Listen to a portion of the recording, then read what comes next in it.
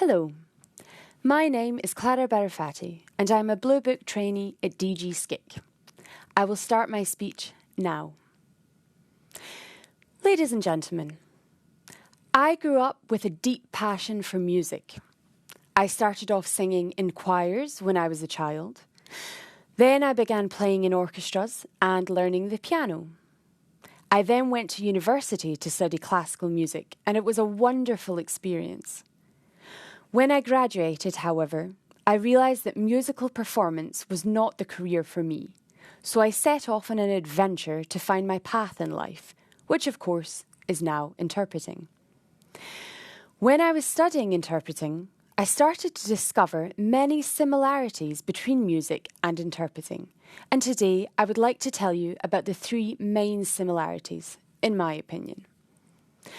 Firstly, studying music and interpreting both require a good ear. As a musician, you play your instrument and you have to ensure that the music sounds good to your audience by listening to your output. So, if you are a singer, for example, you need to sing in tune. If you are a pianist, you need to ensure the fluidity and passion of the music comes through. Similarly, as an interpreter, you need to listen to the input and ensure that your output flows well, that your tone of voice is nice to listen to, and that your interpretation is pleasant for your audience. Secondly, both disciplines require practice, and lots of it. During my final year at university, I used to practice for 5 or 6 hours a day. I would start every practice session with an objective. For example, focusing on the rhythm of the piece or trying to convey the emotion. With interpreting, it is very similar. We need to spend many hours practicing, and it is very important to have an aim for each session.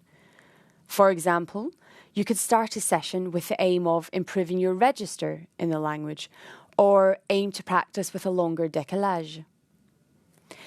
Thirdly, a key factor in carrying out both activities is performance.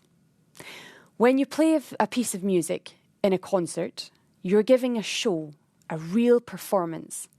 You need to be professional and do your best, regardless of any slip-ups or mistakes.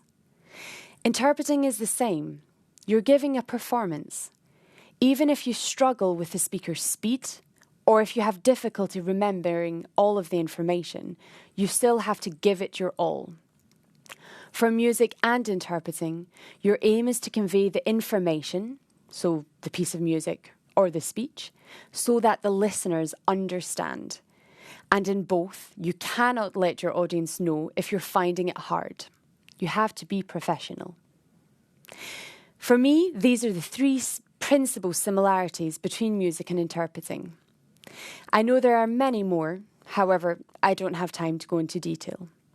So perhaps if you're an interpreter or an interpreting student and you're looking for a new hobby, music might just be the right option for you. Thank you very much.